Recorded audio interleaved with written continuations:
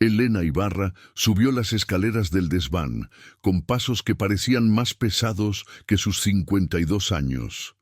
En sus manos llevaba una lámpara de queroseno que proyectaba sombras danzantes sobre las paredes cubiertas de telarañas. Afuera, el viento invernal silbaba entre las tejas del edificio de apartamentos donde había vivido toda su vida adulta, pero arriba, en aquel espacio olvidado bajo el techo, reinaba un silencio denso, arqueológico. No había subido al desván en casi 15 años. Quizás más. La razón de su ascenso nocturno era simple y terrible a la vez. Su casera, la viuda Mendoza, había anunciado esa mañana que el edificio sería vendido en primavera. Los nuevos dueños querían modernizar, dividir los desvanes en estudios para artistas hambrientos. Elena tendría que vaciar su espacio de almacenamiento antes del Día de Reyes. «Apenas tengo nada allí arriba», había dicho con ligereza a la señora Mendoza, pero ahora, enfrentando la puerta del desván marcada con el número 3B en pintura descascarada, Elena sentía que había mentido. No a la casera, sino a sí misma, durante todos estos años. La puerta se abrió con un quejido. El aire dentro olía a papel viejo, polvo y algo más difícil de nombrar. Tiempo detenido. Elena levantó la lámpara y recorrió con la mirada el pequeño espacio. Cajas de sombreros que nunca volvió a usar. Un maniquí de costura heredado de su madre, cortinas de terciopelo verde que alguna vez colgaron en la sala cuando su esposo aún vivía, y al fondo, medio oculto tras una manta de lana apolillada, el baúl, el maldito baúl de cedro con herrajes de bronce. Elena se acercó lentamente, como si el baúl pudiera despertar. Lo había comprado en 1905, cuando tenía 25 años, y el mundo entero parecía una promesa por cumplir. Las iniciales E.M. Intlena Morales, su nombre de soltera, estaban grabadas en una placa metálica sobre la cerradura. Lo había llenado entonces con los tesoros de una muchacha ambiciosa. Libros de poesía, programas de teatro, recortes de periódicos sobre mujeres que hacían cosas extraordinarias y, sobre todo, cartas. Cartas que había escrito, pero nunca enviado. Cartas que había recibido y guardado como reliquias. Cartas que contenían la vida que nunca vivió. Se arrodilló frente al baúl y pasó la mano por la tapa. El cedro estaba frío, casi hostil al tacto. La cerradura se abrió con facilidad. Nunca la había cerrado con llave, como si en el fondo siempre supiera que algún día tendría que enfrentarlo. Al levantar la tapa, una bocanada de aire encerrado escapó, trayendo consigo el aroma fantasmal de violetas secas y tinta antigua. Allí estaban, docenas, tal vez cientos de cartas atadas con cintas de diferentes colores.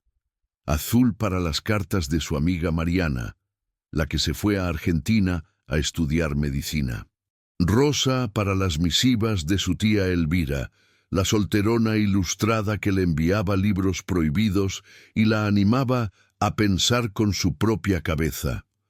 Verde para las respuestas de revistas literarias que rechazaron sus relatos, siempre con palabras amables pero firmes. No apropiado para nuestra publicación, quizás demasiado atrevido para nuestro público.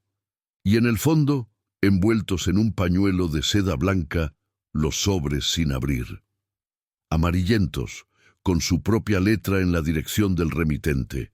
Cartas que había escrito a sí misma, a la Elena del futuro, en diferentes momentos de su juventud. La última tenía fecha de junio de 1907, 3 meses antes de casarse con Roberto Ibarra, el respetable contador que le dio seguridad, un apellido sólido y 23 años de silenciosa desesperación. Elena sacó uno de los paquetes atados con cinta azul, las cartas de Mariana, su mejor amiga, su confidente, su espejo de lo que pudo haber sido. Mariana, que le escribía desde Buenos Aires sobre las salas de disección, sobre los profesores que al principio la rechazaban y luego la admiraban, sobre las noches de estudio hasta el amanecer y la sensación embriagadora de encontrar su propósito. Desató la cinta, que se deshizo casi al contacto convertida en polvo azul, y abrió la primera carta. La letra inclinada de Mariana parecía todavía urgente después de 3 décadas. Querida Elena, no puedo creer que consideres rechazar la beca de la Normal de Maestras. ¿No era eso precisamente lo que soñábamos? Tú enseñando literatura, yo ejerciendo medicina, las dos construyendo vidas independientes, significativas. ¿Qué importa si tu madre dice que una mujer casada es más respetable? El respeto que viene del miedo a la soledad no es respeto, es rendición. Elena cerró los ojos. Recordaba esa carta, recordaba su respuesta, recordaba las justificaciones que había construido. La beca era apenas suficiente para vivir. Madrid era caro. Su madre estaba enferma y necesitaba ayuda. Todas razones válidas, pero ninguna era la verdad completa. La verdad era más simple y más dolorosa. Había tenido miedo. Miedo de fracasar, miedo de ser diferente, miedo de terminar sola como su tía Elvira, admirada pero susurrada a sus espaldas, la pobrecita que se quedó para vestir santos.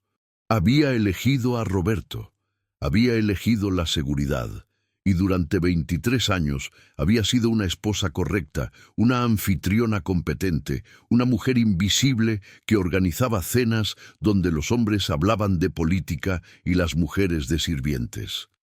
Roberto no era cruel, simplemente era ausente, moralmente ausente. Vivían como inquilinos cordiales en la misma casa, compartiendo el espacio pero nunca realmente el alma. Cuando Roberto murió en 1930, un ataque al corazón mientras revisaba un libro de contabilidad apropiadamente, Elena descubrió que lo que sentía no era dolor, sino un terrible alivio. Y luego, culpa por ese alivio. Y luego, algo peor, la comprensión de que tenía 50 años, libertad por primera vez en su vida adulta y absolutamente ninguna idea de quién era en realidad. Los últimos 2 años había vivido de la pensión de viuda, dando clases particulares de francés a niñas ricas que no querían aprender. Pasaba las tardes leyendo, las noches cosiendo, los domingos visitando a su madre anciana en la residencia. Una vida pequeña, ordenada, vacía. Y ahora el desván debía ser vaciado. El baúl debía ser abierto. Elena tomó otro paquete de cartas, las que había escrito a sí misma. Eligió la más antigua, fechada en su 21º cumpleaños. Querida Elena del futuro, hoy cumplo 21 años y el mundo está lleno de posibilidades. Acabo de leer a Emilia Pardo Bazán en el Ateneo y me ha encendido algo que no sabía que tenía. Quiero escribir, quiero enseñar, quiero viajar a París y ver el Louvre, quiero conversar con personas inteligentes sobre ideas importantes. Prométeme, Elena del futuro, que no dejarás que el miedo te convierta en una sombra. Prométeme que vivirás una vida digna de ser recordada. Con esperanza, Elena, 21 años. Las lágrimas llegaron sin aviso, calientes y amargas. Elena apretó la carta contra su pecho y se permitió llorar por primera vez en años. No un llanto elegante y silencioso, sino un sollozo profundo que salía de un lugar que había mantenido cerrado con llave, igual que debió cerrar este baúl. Había roto todas las promesas que se hizo a sí misma. Todas. No había escrito nada más que listas de mercado y notas de condolencia. No había enseñado nada importante. Solo verbos franceses conjugados mecánicamente. No había visto París. No había tenido conversaciones que importaran. Había vivido 52 años y había dejado la huella de un fantasma. Afuera, en la ciudad, escuchó las campanas de alguna iglesia lejana marcando las 11 de la noche. Faltaba 1 hora para la medianoche, 1 hora para el año nuevo. Mañana sería el último día de 1932. ¿Y qué tenía ella para mostrar por este año, por esta década, por esta vida? Elena miró las cartas esparcidas alrededor de sus rodillas, el testimonio físico de todos sus sueños abandonados, atados en cintas que ahora eran polvo. Y entonces, con una claridad que era casi violenta, supo lo que tenía que hacer. No podía seguir arrastrando esto. No podía empacar el baúl y llevarlo a otro desván, a otro edificio, a otra década de olvido decoroso. Estas cartas eran cadenas, eran el peso de todo lo que no fue, y mientras las guardara, mientras las preservara como reliquias sagradas de una santa fracasada, nunca podría ser otra cosa que lo que había sido. Una mujer definida por lo que no se atrevió a hacer. Necesitaba quemarlas. La idea llegó completa, no como una decisión, sino como una revelación. Quemarlas, todas, en la medianoche del Año Nuevo. Un ritual de liberación, de purificación. Dejar que el fuego consumiera el papel, la tinta, las promesas rotas, los caminos no tomados. Y tal vez, en las cenizas podría encontrar espacio para algo nuevo. Algo que aún no era demasiado tarde para construir. Elena se puso de pie, las rodillas protestando por haber estado tanto tiempo arrodillada en el suelo frío. Llevó la lámpara más cerca del baúl y comenzó a sacar todos los paquetes de cartas. Los apilaba cuidadosamente junto a la puerta, las de Mariana, las de tía Elvira, las cartas a sí misma, las respuestas de rechazo literario, incluso los programas de teatro y recortes de periódico amarillentos. Todo, absolutamente todo. Cuando el baúl estuvo vacío, Elena miró su interior. Las paredes de cedro tenían marcas oscuras donde las cintas habían dejado sus impresiones durante décadas. Era como mirar dentro de un ataúd. El ataúd de la Elena que pudo haber sido. Cerró la tapa con suavidad, casi con ternura. Luego tomó la primera pila de cartas y comenzó a bajarlas al apartamento. Haría 2 viajes más antes de tenerlas todas en su sala. Y entonces esperaría. Leería cada una, permitiéndose recordar, permitiéndose sentir el dolor completo de lo que había perdido al elegir la seguridad sobre el significado.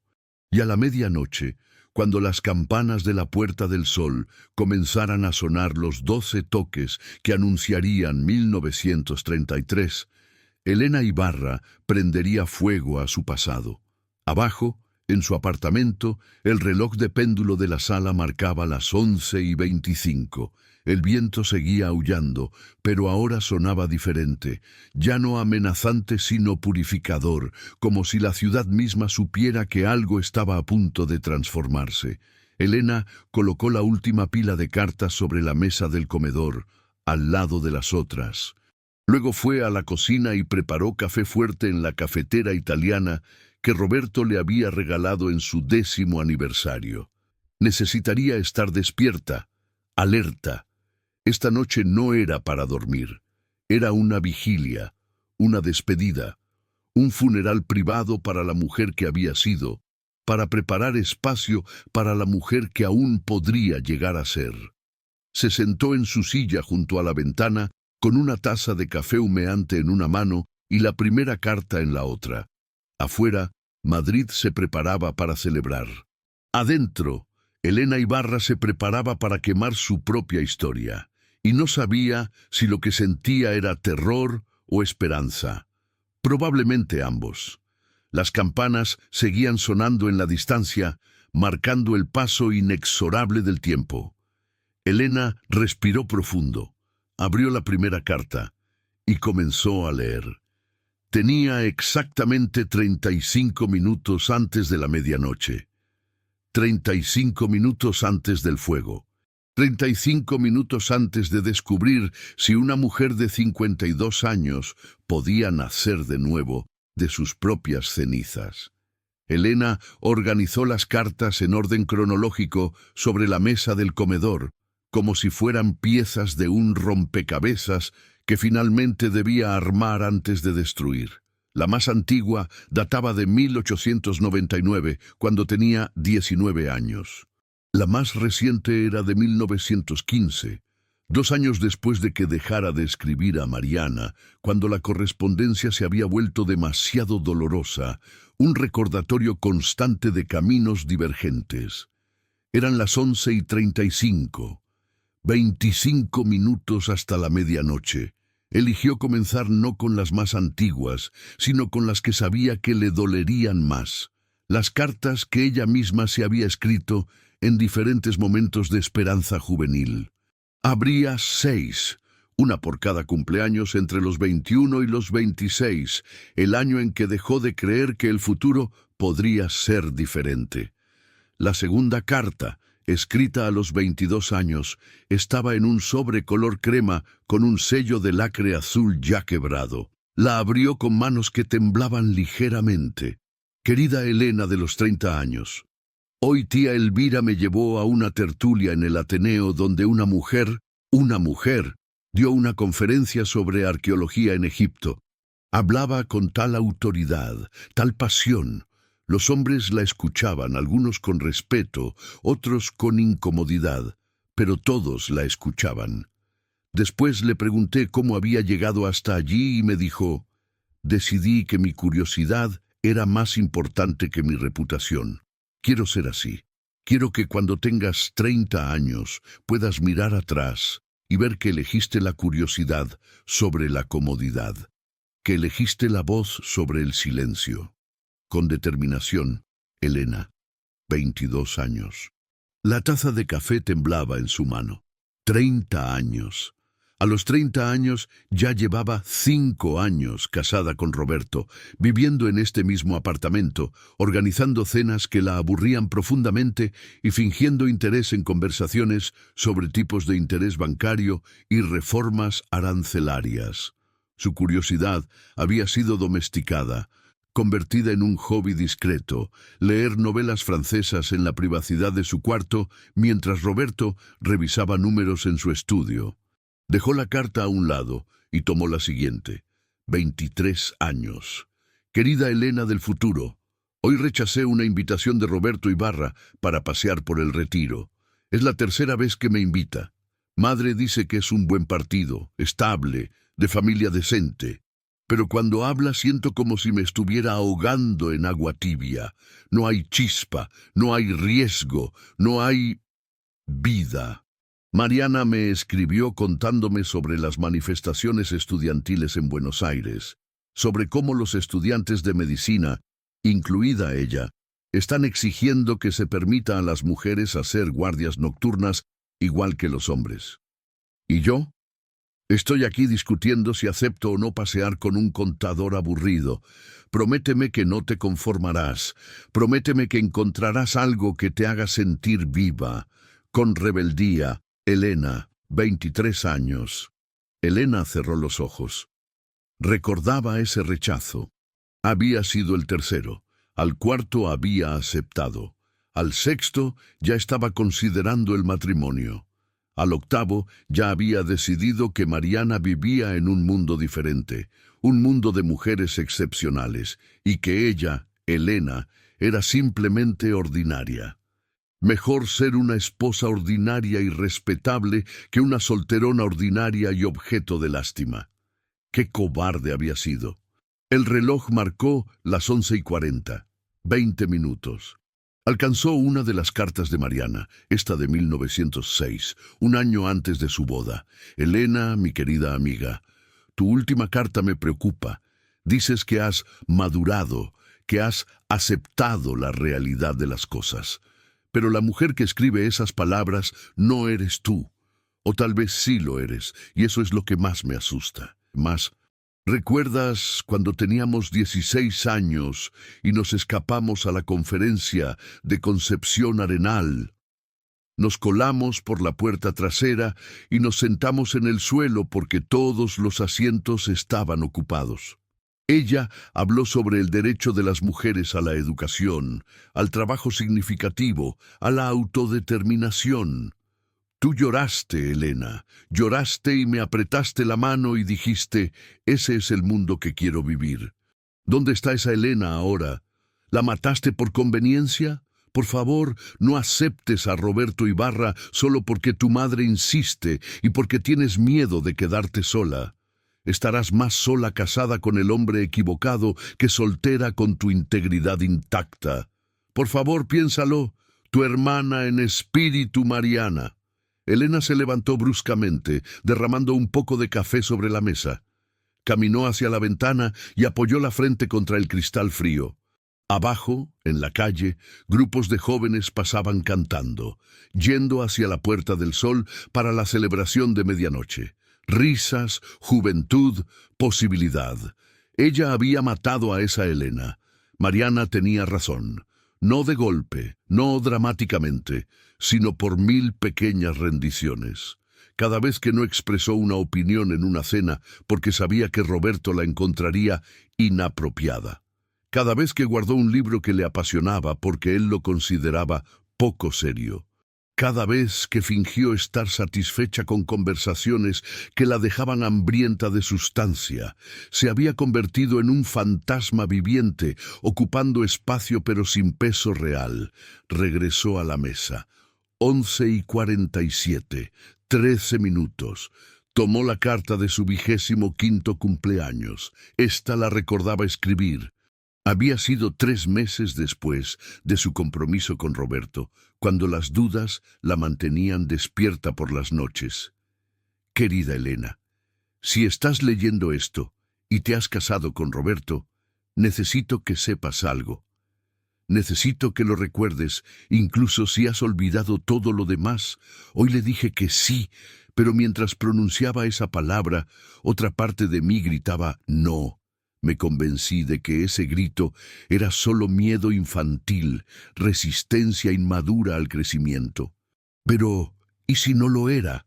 ¿Y si era mi verdadero yo, mi yo auténtico, suplicando que no me enterrara viva? Escríbeme, Elena del futuro. Dime que valió la pena. Dime que encontraste felicidad, significado, plenitud. Porque si no lo hiciste, si te convertiste en lo que más temes, una mujer que existe pero no vive, entonces por favor, encuentra la manera de despertar.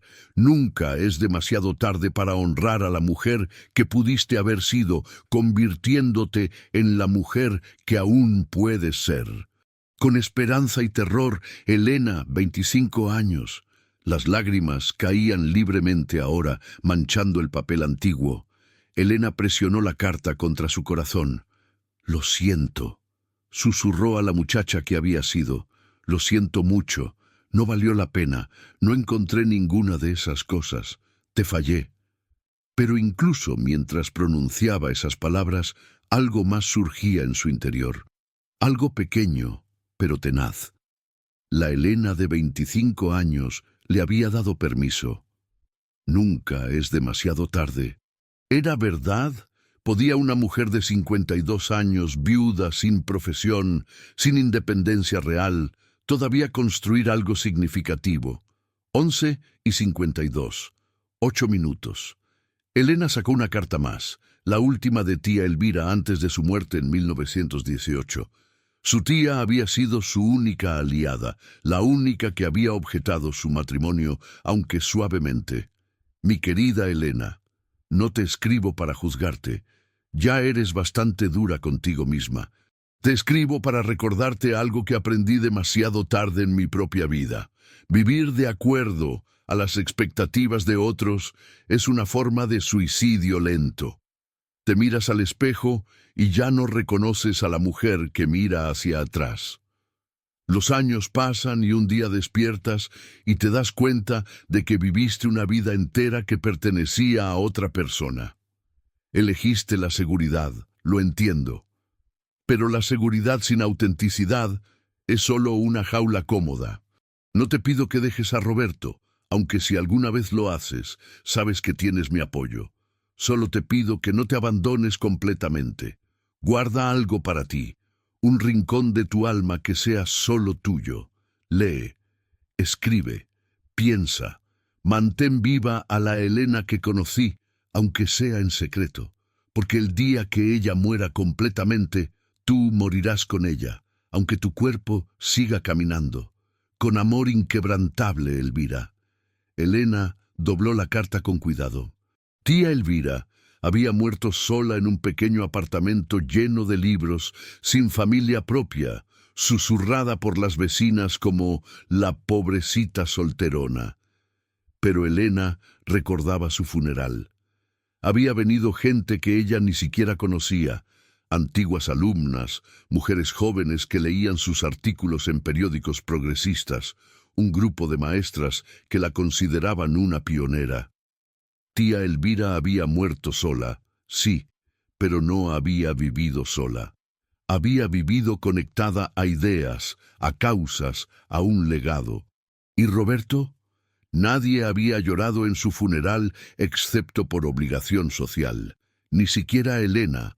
11:56, 4 minutos. Elena se puso de pie y fue a buscar la palangana de metal que usaba para lavar ropa. La colocó en el centro de la sala, sobre las baldosas, lejos de las cortinas y los muebles. Luego buscó fósforos y una botella de alcohol que guardaba para limpiar. Las cartas esperaban en la mesa, un pequeño montón de papel amarillento que contenía toda una vida alternativa. La vida que no vivió, los sueños que enterró, la mujer que asesinó lentamente por conveniencia. 11:58. Elena tomó todas las cartas en sus brazos, sintiendo su peso ligero pero significativo. Se arrodilló junto a la palangana y comenzó a colocarlas adentro una por una, pero se detuvo. No, no así. Esto no era una simple destrucción, era un ritual. Merecía palabras. Elena Morales, dijo en voz alta, usando su nombre de soltera por primera vez en 25 años. Fuiste valiente una vez, fuiste curiosa, tenías sueños más grandes que cualquier sala de estar respetable, y yo te maté. Te sofoqué para poder ser la esposa apropiada de un hombre apropiado en una vida apropiada y completamente vacía. Su voz se quebró, pero continuó. Estas cartas son tu tumba, y al quemarlas te libero. Te libero del peso de lo que pude haber sido y nunca fui. Y me libero a mí misma para intentar, aunque sea tardíamente, aunque sea imperfectamente, ser alguien que tú habrías reconocido, alguien que tú habrías respetado. Afuera comenzaron a sonar las campanas. La primera, la segunda. Elena roció alcohol sobre las cartas. El olor penetrante llenó la habitación. Tercera campanada. Cuarta. Encendió un fósforo. La llama pequeña y amarilla danzaba en la penumbra. Quinta. Sexta. Séptima. Perdóname, susurró. Octava. Novena. Y entonces dejó caer el fósforo. El fuego se prendió con un rugido bajo y hambriento. Las llamas azuladas del alcohol lamieron los bordes de las cartas. Luego el papel amarillento comenzó a arder con un resplandor dorado que iluminó toda la sala con una luz danzante, casi viva. 10ª campanada. 11ª. Elena observaba hipnotizada cómo las palabras desaparecían. La tinta se oscurecía primero, luego se desintegraba. Querida Elena del futuro, se convirtió en humo. Con esperanza se evaporó en el aire. Prométeme, se redujo a ceniza. 12ª campanada. 1933 había comenzado. Afuera estalló el júbilo de Madrid, gritos de celebración, petardos, el sonido distante de las uvas de la suerte siendo masticadas apresuradamente en la Puerta del Sol. 12 por cada campanada, una por cada mes del nuevo año. El ritual español de tragarse el futuro literalmente. Y aquí, en su sala, Elena Ibarra quemaba su pasado. Las llamas subían más alto ahora.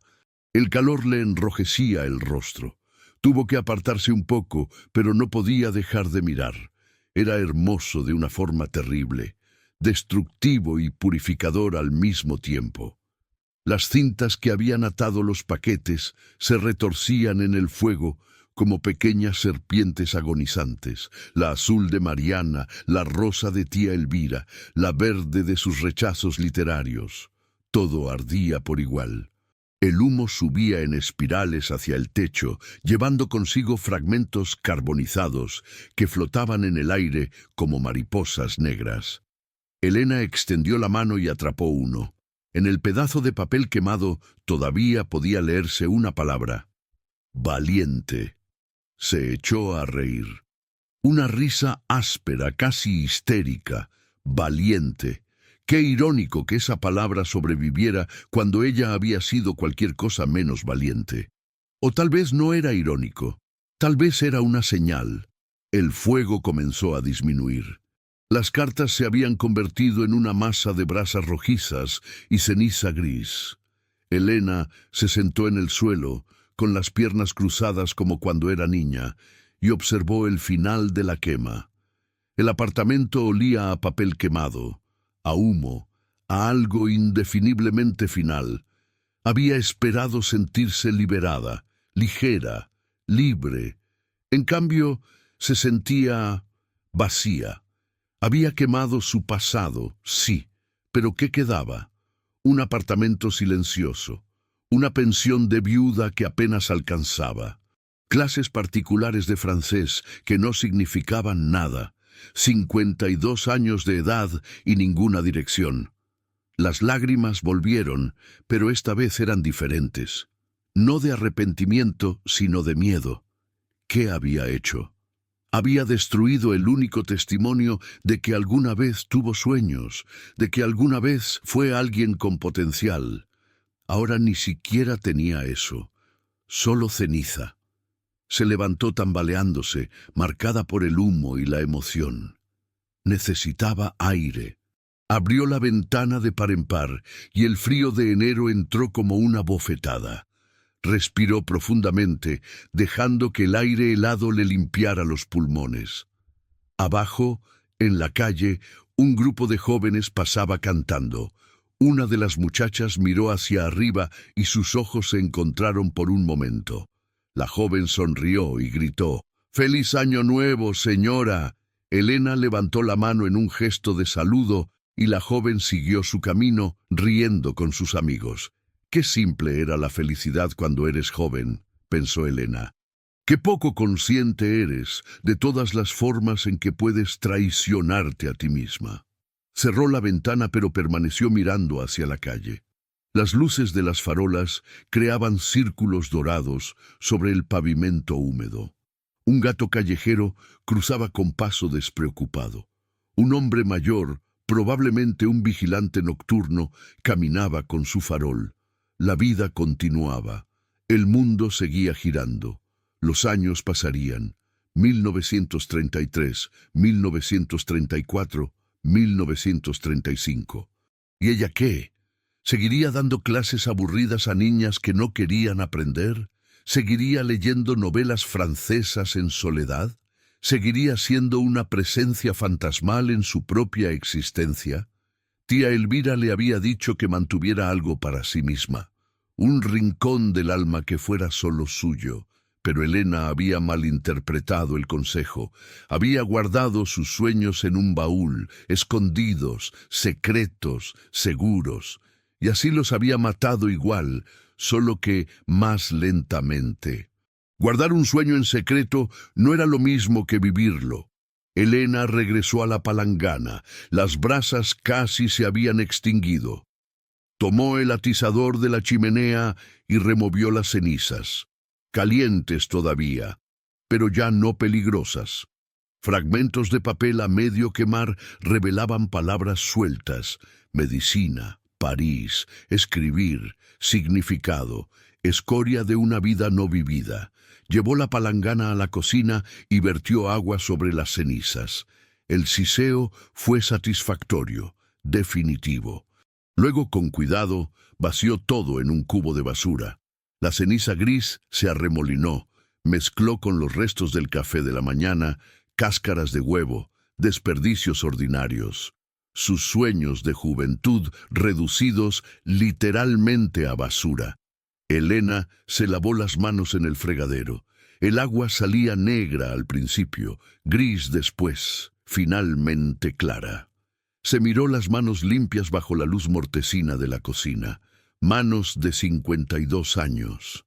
Manos que habían bordado manteles que nadie admiraba, que habían preparado cenas que nadie recordaba, que habían sostenido libros en secreto y nunca una pluma con propósito. ¿Qué podían hacer estas manos ahora? Volvió a la sala. El reloj marcaba las 12:27. El año nuevo tenía 27 minutos de edad, un bebé de año. Elena se sentó en su silla junto a la ventana, la misma donde había leído las cartas. El café estaba frío, pero lo bebió de todos modos. Necesitaba algo que hacer con las manos, con la boca, algo que la anclara a lo físico porque su mente amenazaba con flotar hacia lugares peligrosos. Había quemado las cartas esperando algún tipo de catarsis, de transformación mágica, pero la magia no existía. Seguía siendo la misma Elena, vieja, cansada, sin dirección. O tal vez el punto no era transformarse instantáneamente. Tal vez el punto era simplemente hacer espacio. Elena dejó la taza vacía sobre la mesita lateral. Se recostó en la silla y cerró los ojos. En la oscuridad detrás de sus párpados recordó algo que Mariana le había escrito en una de las últimas cartas, antes de que dejaran de comunicarse. El arrepentimiento es un lujo, Elena. Es mirar hacia atrás en lugar de hacia adelante, y mirar hacia atrás te convierte en estatua de sal, como la esposa de Lot. Lo único que importa es lo que haces a partir de ahora. A partir de ahora. Elena abrió los ojos. Las brasas de la palangana habían dejado una marca negra circular en el suelo. Tendría que limpiarla mañana, pero por ahora la dejó como estaba. Un recordatorio. Una cicatriz. Se levantó y fue al pequeño escritorio en la esquina de la sala, el que había sido de Roberto y que ella nunca usaba. Abrió el cajón superior. Dentro había papel de carta con el membrete Roberto Ibarra, contador público, plumas, tinta seca en el tintero. Tomó una de las hojas de papel y la volteó, dejando el membrete hacia abajo. Una página en blanco. Pura posibilidad.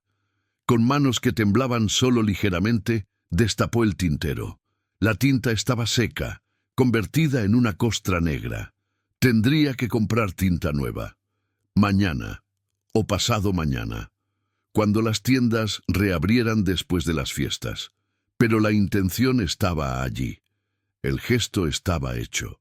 Elena regresó a su silla con el papel en blanco en el regazo. No sabía qué escribiría. No sabía si tendría algo que valiera la pena decir después de tantos años de silencio, pero escribiría, intentaría. Tal vez empezaría con una carta, no a su yo pasado ni a su yo futuro, sino a Mariana.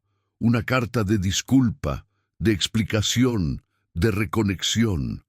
Mariana tendría ahora 54 años. Tal vez seguía ejerciendo medicina en Buenos Aires. Tal vez estaba casada. Tal vez también había enterrado sus sueños. O tal vez no. Tal vez Mariana había vivido la vida que ambas soñaron y que solo ella tuvo el coraje de perseguir. De cualquier manera, Elena le escribiría. Después de 15 años de silencio, tendría algo que decir. Aunque fuera solo, tenías razón, en todo. El reloj marcó la 1 de la mañana.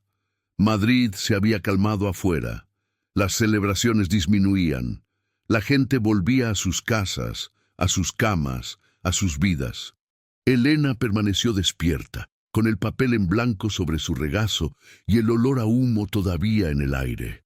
Había quemado su pasado a la medianoche. Ahora, en las primeras horas de 1933, se preguntaba si podría construir un futuro. No sabía la respuesta, pero por primera vez en décadas estaba dispuesta a intentarlo, y tal vez eso era suficiente. Tal vez eso era todo lo que alguien podía pedir, la voluntad de intentar, incluso cuando el fracaso parecía probable, incluso cuando llegabas tarde, incluso cuando habías desperdiciado tantos años que apenas te quedaban algunos para redimirte. Elena miró el papel en blanco. «Querida Mariana», susurró en la sala vacía practicando. Las palabras sonaban oxidadas, sin usar, pero eran un comienzo, y un comienzo era todo lo que necesitaba. Elena despertó en su silla junto a la ventana con el cuello rígido y el papel en blanco todavía sobre su regazo. La luz gris del amanecer se filtraba entre las cortinas. Por un momento confuso no supo qué día era, qué año. Luego lo recordó. 1 de enero de 1933, el primer día del año nuevo, el primer día después del fuego. Se incorporó lentamente, sintiendo cada uno de sus 52 años en las articulaciones protestantes. La marca negra circular en el suelo seguía allí, testimonio de que no había sido un sueño. Había quemado las cartas, había destruido su pasado, y ahora tenía que aprender a vivir sin él. Se levantó y fue a la cocina a preparar café. Mientras el agua hervía, miró por la ventana hacia el patio interior del edificio. La señora Mendoza colgaba ropa en su tendedero, moviéndose con la eficiencia de quien ha hecho el mismo gesto 1000 veces. En el apartamento de enfrente, el joven matrimonio del 2A desayunaba junto a su ventana, riendo por algo que Elena no podía escuchar. Vidas ordinarias continuando su curso ordinario. Pero algo había cambiado en su interior. No dramáticamente, no de forma que pudiera señalar y decir, aquí, exactamente aquí, es donde me transformé. Era más sutil, una puerta que se había abierto una rendija, dejando entrar una corriente de aire fresco a una habitación cerrada durante demasiado tiempo. El café estuvo listo. Elena se sirvió una taza y regresó a la sala. La marca negra la miraba como un ojo acusador. Tendría que limpiarla, pero no todavía. Primero tenía que hacer otra cosa. Fue al escritorio y buscó en el cajón inferior, donde guardaba las cosas que no usaba con frecuencia. Allí, envuelto en un paño, encontró lo que buscaba. El tintero de viaje que tía Elvira le había regalado para su 21º cumpleaños. Era pequeño, de plata, con una tapa que se atornillaba. Lo destapó. Milagrosamente, la tinta en su interior todavía estaba líquida, solo un poco espesa. Tía Elvira siempre había sido práctica. Tinta de buena calidad, le había dicho. Dura años si la guardas bien, para cuando estés lista para usarla. Elena nunca la había usado. La había guardado como guardaba todo lo demás, para más tarde, para cuando fuera lo suficientemente buena, lo suficientemente valiente, lo suficientemente algo. Pero ahora era ahora. Se sentó al escritorio, colocó el papel en blanco frente a ella, destapó el tintero de plata y mojó la pluma. La tinta fluía oscura y espesa. Perfecta. Durante varios minutos, Elena simplemente miró el papel. ¿Qué podía decir después de 15 años de silencio? ¿Cómo resumir el desperdicio de media vida en palabras que no sonaran patéticas? Finalmente comenzó a escribir. Querida Mariana, han pasado 15 años desde mi última carta. No espero que me respondas.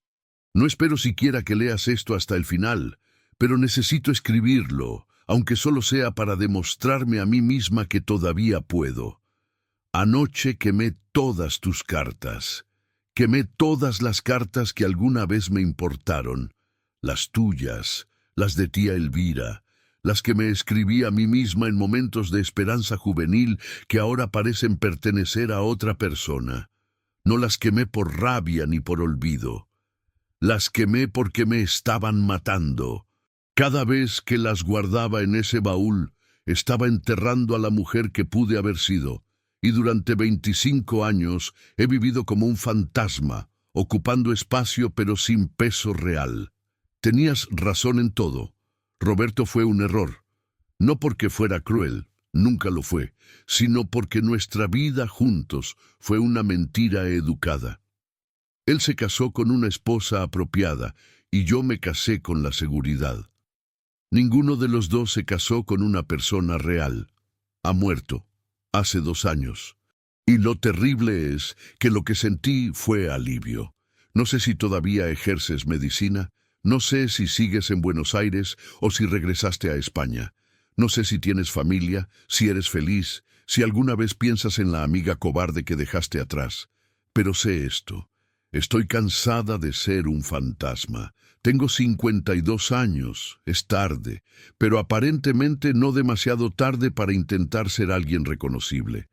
No sé qué haré, no tengo grandes planes, pero esta mañana me desperté con la sensación de que por primera vez en décadas el futuro no está completamente escrito, y eso, aunque aterrador, también es liberador. Si alguna vez lees esto y te sientes inclinada a responder, me encantaría saber qué se siente vivir una vida elegida en lugar de una vida aceptada, con el respeto que siempre te debí, Elena. Releyó la carta. No era brillante, no era profunda, pero era honesta, y eso era algo que no había sido en mucho tiempo. La dobló cuidadosamente y la guardó en un sobre. Escribió la dirección que recordaba: Hospital de Clínicas Buenos Aires, Argentina, a nombre de doctora Mariana Vega, aunque no sabía si Mariana todavía trabajaba allí o si alguna vez la recibiría. Pero el acto de escribirla había sido importante. Era una prueba de que todavía podía poner palabras en papel. Todavía podía articular pensamientos, todavía podía conectar con otra persona, aunque fuera a través de miles de kilómetros y 15 años de silencio. Elena miró el reloj. Las 8:15. Demasiado temprano para el correo, pero las panaderías estarían abiertas. Se puso el abrigo, tomó su bolso y salió a la calle. Madrid en la mañana del Año Nuevo tenía una cualidad particular. Exhausta, pero esperanzada. Las calles estaban vacías, excepto por los barrenderos limpiando los restos de la celebración nocturna. El aire olía a pan recién horneado mezclado con el humo residual de los petardos. Elena caminó hacia la panadería de siempre, pero a medio camino se detuvo. Había otra panadería, 2 calles más allá, que siempre había querido probar, pero nunca lo había hecho porque no estaba en su ruta. Era una tontería, un cambio minúsculo, pero sintió como una pequeña victoria tomar el camino diferente. La nueva panadería era más pequeña, más humilde que la habitual. Una mujer mayor estaba tras el mostrador, con las manos manchadas de harina. «Buenos días, señora. ¿Qué va a llevar?» Elena miró los estantes. Pan común, pan de leche, bollos, todo ordinario, todo perfecto. «Un pan de leche, por favor». Y se detuvo, luego continuó con más firmeza. «¿Tiene algún libro de recetas? Quiero aprender a hornear mi propio pan». La mujer la miró con sorpresa, luego con una sonrisa cálida. «No vendemos libros, señora, pero si gusta puedo enseñarle. Vengo aquí todos los días a las 5 de la mañana a hornear. Si quiere aprender, puede venir a ayudarme. No puedo pagarle, pero le enseñaré todo lo que sé». Elena parpadeó. No había esperado esto. Podría declinar educadamente, comprar su pan, volver a casa, a su vida pequeña y segura. O podría decir que sí. «Me gustaría mucho», dijo Elena, sorprendida por la firmeza en su propia voz. «¿Puedo empezar mañana?» «A las 5 en punto. Traiga ropa que pueda ensuciarse». Elena pagó su pan y salió con una sensación extraña en el pecho, algo parecido a la emoción, algo parecido al miedo, algo parecido a estar viva. Caminó por el Retiro, aunque era un desvío considerable. El parque estaba tranquilo, cubierto de hojas húmedas. Se sentó en un banco frente al estanque y comió pedazos de pan directamente de la bolsa, algo que Roberto hubiera considerado impropio. Pero Roberto estaba muerto y ella estaba viva. Por primera vez en mucho tiempo, eso se sentía como una ventaja. 2 patos nadaban en el estanque, dejando estelas en el agua oscura. Elena les arrojó migas de pan y los observó pelear por ellas con una ferocidad que la hizo sonreír. Tal vez nunca escribiría nada importante. Tal vez nunca viajaría a París. Tal vez nunca haría nada que Mariana o tía Elvira consideraran significativo. Pero podía aprender a hornear pan. Podía escribir cartas honestas. Podía caminar por el Retiro en la mañana del Año Nuevo y sentir el frío en su cara y saber que lo estaba sintiendo de verdad. No como espectadora de su propia vida, sino como participante. Podía elegir, cada día, ser un poco menos fantasma. Cuando el pan se acabó, Elena se levantó y caminó hacia la oficina de correos. Estaba cerrada por la fiesta, pero podría volver mañana. Por ahora, guardó la carta en su bolso. De regreso a casa, pasó por la librería Catalá. También cerrada, pero se detuvo frente al escaparate.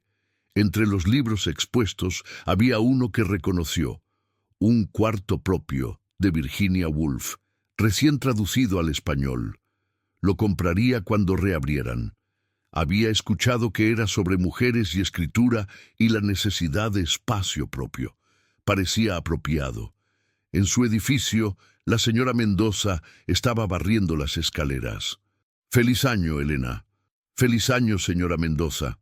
«¿Estuvo sola anoche? Debió venir a nuestra cena». «Tuve un ritual personal que cumplir». La señora Mendoza asintió comprensivamente. «Los finales de año son para dejar ir lo viejo, ¿verdad? Y para hacer espacio a lo nuevo», dijo Elena. Subió a su apartamento. La marca negra seguía en el suelo. Esta vez, Elena la limpió. Fregó hasta que no quedó rastro del fuego, hasta que el suelo volvió a estar impecable. Pero el olor a humo permanecía débilmente en el aire. Un recordatorio. Elena abrió las ventanas para ventilar y se sentó al escritorio. Tomó otra hoja de papel en blanco, mojó la pluma en el tintero de plata de tía Elvira y comenzó a escribir de nuevo. Esta vez no era una carta. No sabía exactamente qué era. Tal vez solo palabras. Tal vez el comienzo de algo. Tal vez nada. Pero estaba escribiendo. Y eso, por ahora, era suficiente. Afuera, Madrid continuaba su primer día de 1933. Adentro, Elena Ibarra continuaba su primer día de lo que quedara de su vida. No sería una vida extraordinaria. Probablemente nunca aparecería en periódicos ni daría conferencias en el Ateneo, pero sería suya, elegida, no aceptada, vivida, no simplemente soportada. Había quemado sus cartas a la medianoche, y en las cenizas, finalmente, había encontrado espacio para respirar. Fin.